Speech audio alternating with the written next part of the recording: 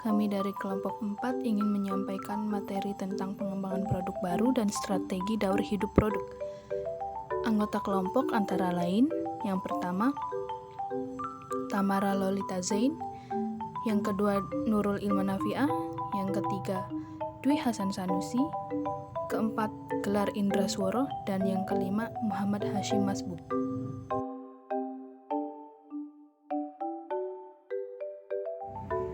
Strategi dan proses pengembangan produk baru menurut Kotler. Langkah-langkah penting dalam pengembangan produk yaitu yang pertama, pemunculan gagasan, yaitu pengembangan baru dimulai dengan penelitian terhadap berbagai gagasan produk baru. Pemunculan gagasan baru harus sesuai dengan jenis usaha perusahaan dan konsumen sebagai salah satu sumber yang paling logis untuk mencari gagasan-gagasan produk baru. Yang kedua, penyaringan gagasan. Tujuan penyaringan gagasan adalah mengurangi banyaknya gagasan dengan mencari dan menghilangkan gagasan buruk sedini mungkin. Yang ketiga, pengembangan dan pengujian konsep. Suatu ide atau gagasan yang lolos penyaringan selanjutnya dikembangkan menjadi beberapa alternatif konsep produk. Dalam hal ini, konsep produk berbeda dengan gagasan produk dan citra produk. Suatu gagasan produk adalah gagasan bagi kemungkinan produk yang oleh perusahaan dianggap bisa ditawarkan ke pasar. Suatu konsep produk adalah versi terinci dari ide yang diungkapkan dalam istilah konsumen yang punya arti. Sedangkan suatu citra produk adalah gambaran khusus yang diperoleh dari produk nyata atau calon produk. Yang keempat, pengembangan strategi pemasaran. Pernyataan strategi pemasaran terdiri dari 3 bagian untuk memperkenalkan produk ke pasar. Bagian pertama menjelaskan ukuran, struktur, dan tingkah laku pasar sasaran, penempatan produk yang telah direncanakan, penjualan, bagian pasar, serta sasaran keuntungan yang hendak dicari pada beberapa tahun pertama. Bagian kedua, dari pernyataan strategi pemasaran menguraikan harga produk yang direncanakan, strategi distribusi, dan biaya pemasaran selama tahun pertama. Bagian ketiga, menjelaskan penjualan jangka panjang yang direncanakan, serta sasaran keuntungan dan strategi bauran pemasaran selama ini. Yang kelima, analisis usaha. Bila manajemen telah menentukan konsep produk dan strategi pemasaran, perusahaan bisa mengevaluasi daya tarik usulan usaha itu. Manajemen harus menilai penjualan, biaya, dan perkiraan laba untuk menentukan apakah mereka telah memenuhi tujuan perusahaan. Jika telah memenuhi, produk bisa bergerak maju ke langkah pengembangan produk. Yang keenam, pengembangan produk. Bila konsep produk lolos dari uji analisis usaha, konsep itu lalu menuju riset dan pengembangan atau rekayasa untuk dikembangkan menjadi produk fisik.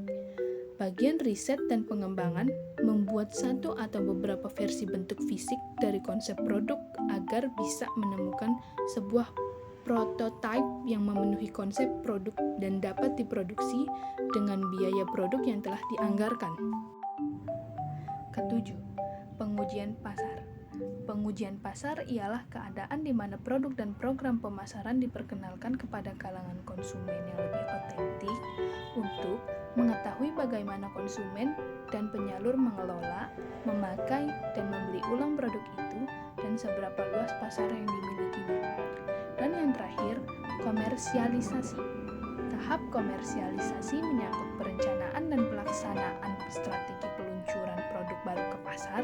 Dalam melemparkan suatu produk, perusahaan harus memutuskan kapan, di mana, pada siapa, dan bagaimana produk baru tersebut akan diluncurkan ke pasar. Daur hidup produk.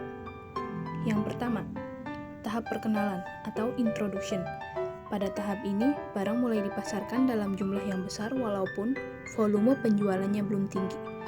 Barang yang dijual umumnya barang baru, karena masih berada pada tahap permulaan. Biasanya, ongkos yang dikeluarkan tinggi, terutama biaya periklanan. Promosi yang dilakukan memang harus agresif dan menitik beratkan pada merek penjualan. Di samping itu, distribusi barang tersebut masih terbatas dan laba yang diperoleh masih rendah. Yang kedua, tahap pertumbuhan atau growth. Dalam tahap pertumbuhan ini, penjualan dan laba akan meningkat dengan cepat karena permintaan sudah sangat meningkat dan masyarakat sudah mengenal barang bersangkutan. Maka usaha promosi yang dilakukan oleh perusahaan tidak seagresif tahap sebelumnya. Di sini, pesaing sudah mulai memasuki pasar sehingga persaingan menjadi lebih ketat.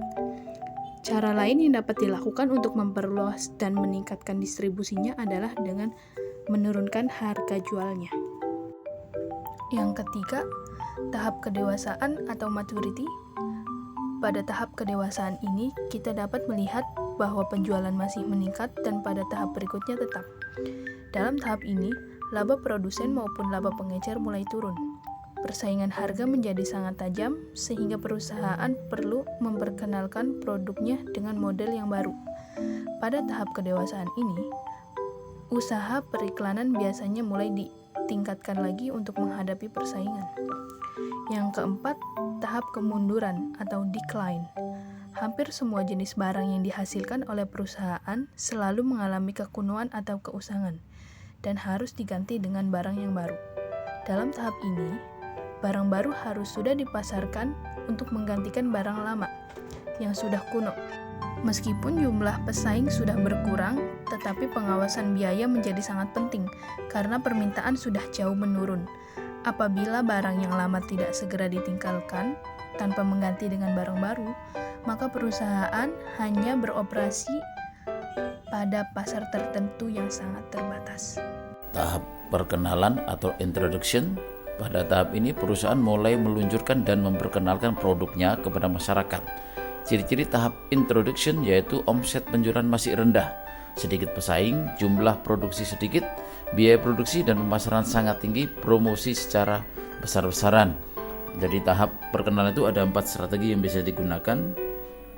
Yang pertama, strategi peluncuran cepat atau rapid skimming strategy. Yang kedua, strategi peluncuran lambat atau slow skimming strategy. Yang ketiga, strategi penetrasi cepat atau rapid penetration strategy. Yang keempat, strategi penetrasi lambat atau slow penetration strategy. Setelah melalui tahapan perkenalan, pengembangan produk baru dan siklus hidupnya akan melalui tahap pertumbuhan. Di tahap pertumbuhan ini, di mana perusahaan atau usaha jenis usaha harus meningkatkan kualitas produk supaya konsumennya bertambah banyak ataupun konsumen tetapnya bisa tetap setia pada produk-produk yang kita hasilkan. Yang kedua, model-model baru dan produk-produk penyerta harus disertakan, dikembangkan produk-produk model barunya. Yang ketiga, memasuki segmen pasar baru, jadi memperluas jangkauan pemasaran sehingga semakin banyak yang mengenal produk kita, jadi semakin besar potensi untuk pengembangan pemasaran produk kita. Yang keempat, memasuki saluran distribusi yang baru. Berikutnya adalah tahap kedewasaan atau maturity. Yang pertama, konsentrasi sumber daya pada produk yang lebih menguntungkan dan pada produk baru. Untuk yang kedua, memodifikasi pasar di mana perusahaan berusaha untuk memperluas pasar untuk merek yang mapan. Yang ketiga, perusahaan mencoba menarik konsumen yang merupakan pemakai produknya.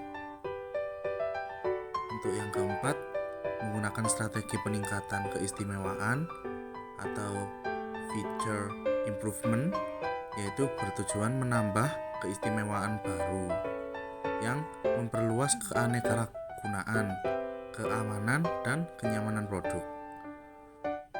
Yang kelima, strategi defensif di mana perusahaan untuk mempertahankan pasar yang mana hasil dari strategi ini akan memodifikasi bauran pemasaran.